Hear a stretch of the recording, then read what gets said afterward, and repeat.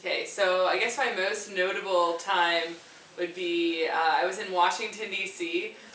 In probably October now. And so my friend and I were walking down kind of a like not so traveled path, not so traveled road.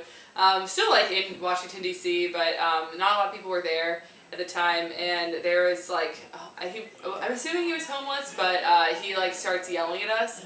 And because we didn't see anybody else around even though it was daylight, and he like starts yelling at us, starts following us, and we like start walking faster. He like keeps following us. We'd make a turn, he was still there, and we were basically like speed walking as fast as we could, trying to get away from this guy who was just like, why aren't you following me, why aren't you like giving me affirmation, and like why don't you want to come talk to me?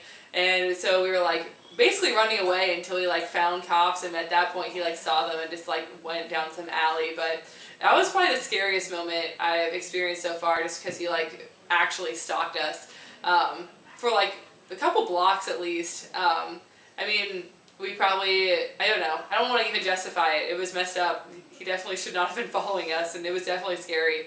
And I think since we were both girls, it was kind of scary because it was like, there's no way for us to defend us. He was like far bigger than we were, and there was like no way he could have easily taken both of us. But I don't know, it was just like I felt like really scared and also angry that I like couldn't defend myself, but he knew that, and that he like knew that he could take advantage of the fact that I wasn't as big as him.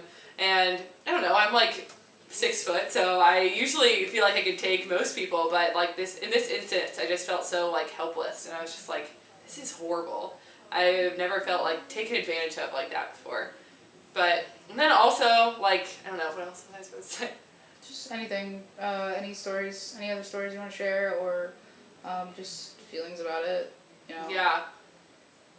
Yeah, I just like, I think for the most part I was more angry than I was like sad or something like that. I was just like angry that people think it's okay to do that and like be willing to take advantage of women in a situation like that, and just like get excitement out of making people feel afraid.